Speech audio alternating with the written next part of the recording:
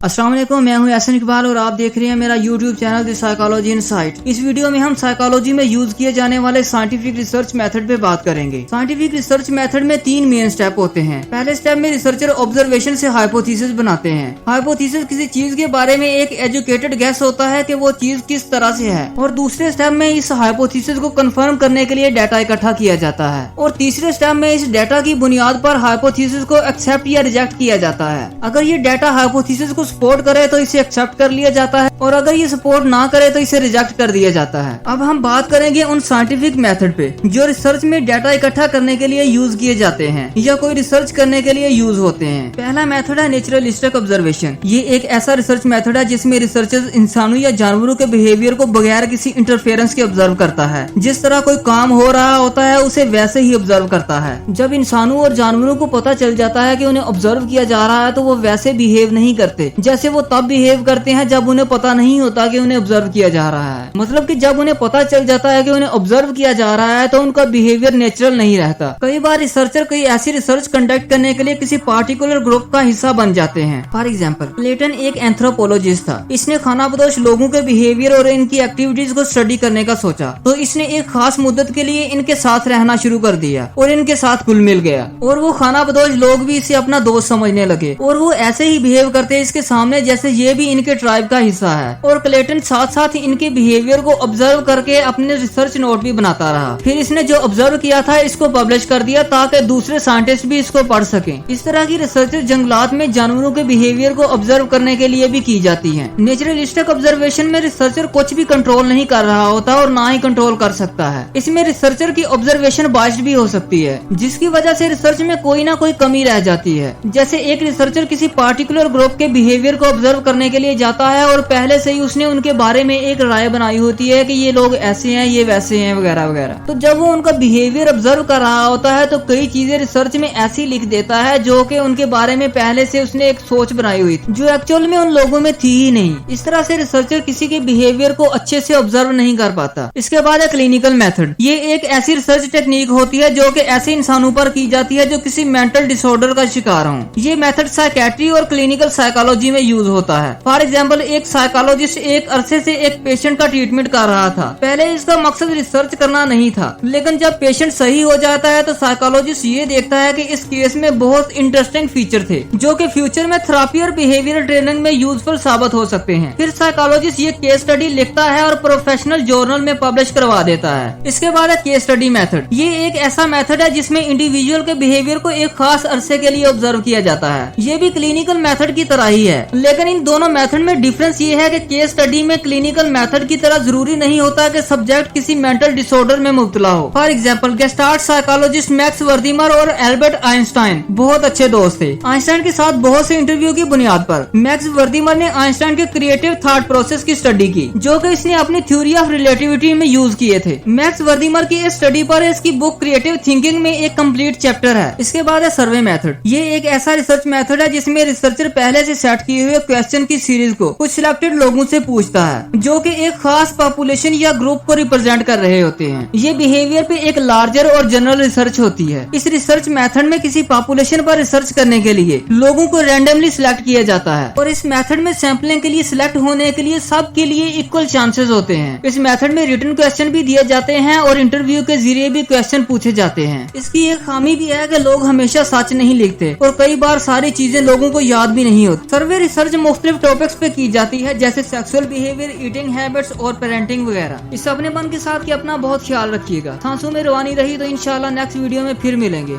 अल्लाह हाफिज।